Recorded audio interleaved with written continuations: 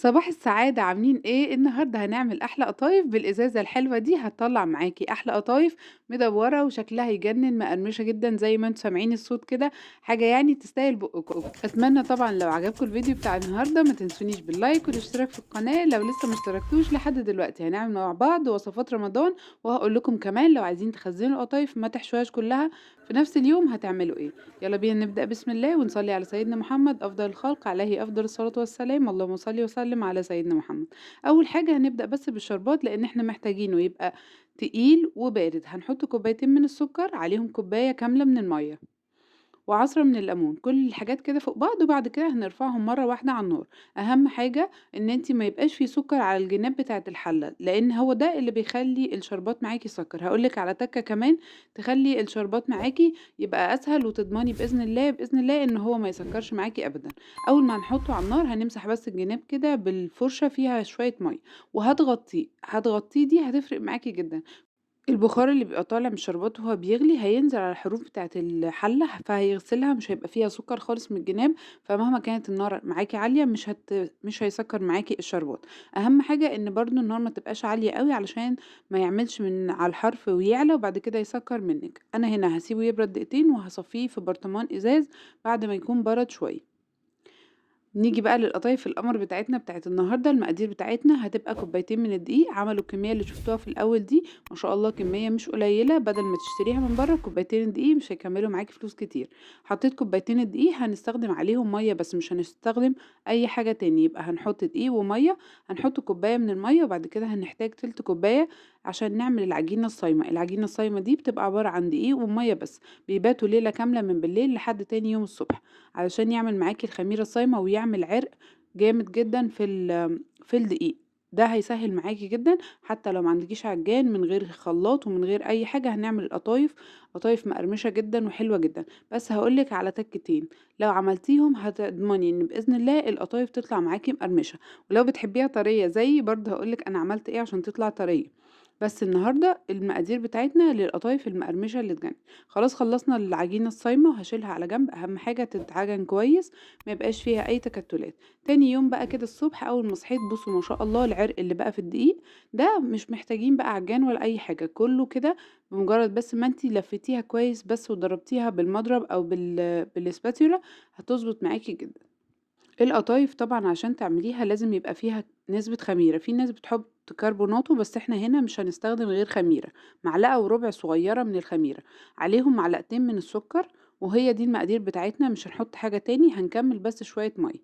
التَكّة اللي كنت باقول لكم عليها إن أنتم تحطوا كوبايتين من المَيّة على كوبايتين الدقيق، لو بتحبوها طرية هتحطوا كوبايتين وتِلت، على حسب ما طبعًا حضراتكم بتحبوا تقدروا تحددوا القوام بتاع العجينة، كل ما كانت العجينة أسمك شوية كل ما كانت القطايف مقرمشة أكتر، تقدري تتحكمي فيها زي ما حضرتك تحبي. أنا هنا حطيت كوبايتين وتِلت علشان إحنا بنحبها طرية شوية. أنتم بالنسبة لكم لو عايزينها مقرمشة هتستخدموها هتحطوا كوبايتين بس من المَيّة على كوبايتين الدقيق، وهتقلبوا وتحطوا باقي المقادير بالشكل اللي حضراتكم شايفينه. بالمضرب ما احتاجناش خلاط ولا عجان ولا حاجة، هتطلع معاكم أحلى قطايف. هاسمّعكم صوت القرمشة، بس لو بتحبوا القرمشة أكتر من اللي أنا عاملاها النهارده زي ما قُلت لكم هتحطوا كوبايتين دقيق على كوبايتين المَيّة. هنقلّبهم كويس، لازم تتأكدوا إن المكونات كلّها اتخلطت عشان الخميرة والسكر يدوبوا ويخشوا في كل الجزيئات.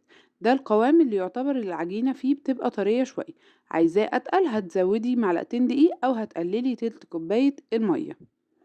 خلاص خلّصنا العجينة لازم تتساب ترتاح على الأقل ساعتين، هاغطّيها واسيبها برضه على جنب واكمّل بقية يومي وارجع لها بعد شوية.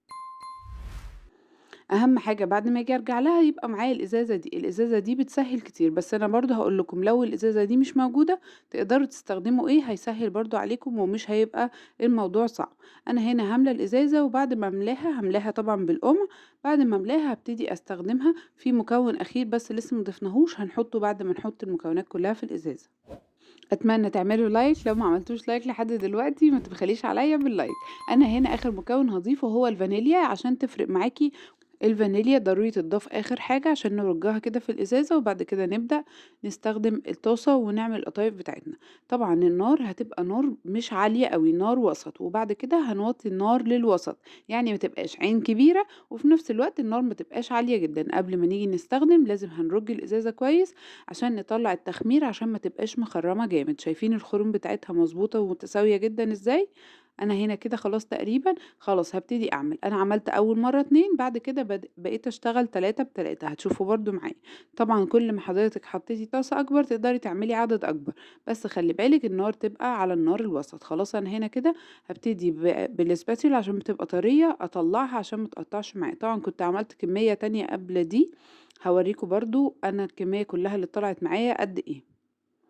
وهابتدي زي ما أنتم شايفين كده هاشتغل على طول في الطاسة بالشكل ده، 2، 2 بتبقى أريح معاكِ في التسوية علشان خاطر تبقي إيه مركّزة معاهم، إنما أكتر من 2 هتبقى شاغلة شوية مش هتعرفي تضبطيها.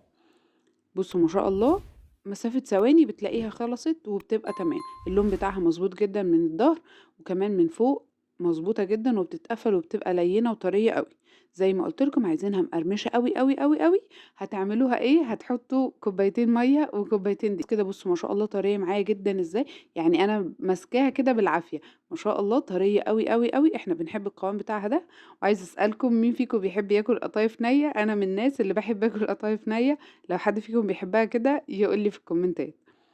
شايفين بُصّوا هنعمل بقى حشوتين، أفضل حشوتين أنا باحبهم. طبعًا الكريمة حلوة بس أنا مش بافضّلها في القطايف عشان ساعات بتطلع في الزيت وممكن تبوّظ الزيت. أنا هنا هاحط المكسرات، أي نوع عندِك بقى، سوداني، مكسرات، أي حاجة. أنا عايزة بس أوريكم إزاي إن هي بتتقفل بكل سهولة، وما شاء الله مش بتتفتح خالص، خالص في الزيت، وده بيرجع لإن هي طرية طبعًا. فما بتفتحش أبدًا معاكِ. طبعًا هاخلّص الكمية بتاعة المكسرات وبعد كده هارجع أضيف معايا التمر. التمر برضه من الحاجات اللي بتبقى حلوة أوي في القطايف، وما باحطلهوش سكر بعد كده، يعني أنا باعملهم وبعد كده بناكلهم من غير سكر، بتبقى القطايف نفسها مش مسكرة، والبلح أو التمر جوّه مسكر، بتبقى حلوة أوي. أنا هنا كده خلّصت، هاقول لكم أهم حاجة بس وأهم تكات في الزيت، ويالّا بينا نشوف هنعمل إيه في القلي. دي الكمية اللي طلعت معايا كلّها، وزي ما أنتم شايفين الزيت على نار عالية بس النار نفسها دي الكمية اللي طلعت معايا كلها هابتدي أقلي فيها. أهم حاجة إن الزيت يبقى سخن، ما ينفعش الزيت يبقى بارد عشان العجينة ما تطراش منِّك. هنبتدي ننزّل القطايف. بُصّوا ما شاء الله طرية، أنا عملتها بالليل ما عملتهاش في نفس الوقت اللي أنا كنت باعمل فيه، يعني عملتها في نفس اليوم بالليل. ما شاء الله لسه طرية، ما نشفتش ولا جلدت ولا بتتكسر معايا. بالنسبة للتخزين بتاعها هتحطوها ضهر في ضهر، يعني الضهر الغامق ده هتلزقوه في بعض وتحطوهم فوق بعض كده في طبق وتدخلوهم التلاجة في كيس تلاجة وبس كده، مش بتحتاجي تعملي أي حاجة تاني أكتر من كده. هابتدي زي ما أنتم شايفين كده أقليهم بالشكل ده، هاقلّبهم على 3 مرات، يعني إيه، طول ما أنا واقفة قدّامهم كده هاقلّب فيهم وارجع أقلب على الوش التاني، مش شرط ياخدوا لون، أنا بس باقلّبهم كتير عشان يقرمشوا. ومعايا طبعًا الشربات يكون تقيل وبارد زي ما عملناه في الأول بالشكل اللي حضراتكم شايفينه، حاطاه في بولة وهابتدي آخد كده وأنزل على طول على الشربات وهُم سخنين القطايف. طبعًا من التفاصيل الصغيرة اللي بتخلّي القطايف تبقى طرية إن الشربات يبقى سخن. لو الشربات سخن والقطايف سخنة زي البسبوسة كده هتلاقي القطايف طريت معاكِ جدًا حتى لو العجينة مضبوطة. بنزينها بشكل بسيط ونقدمها وبألف هنا وشفا. أشوفكم الفيديو الجاي على خير.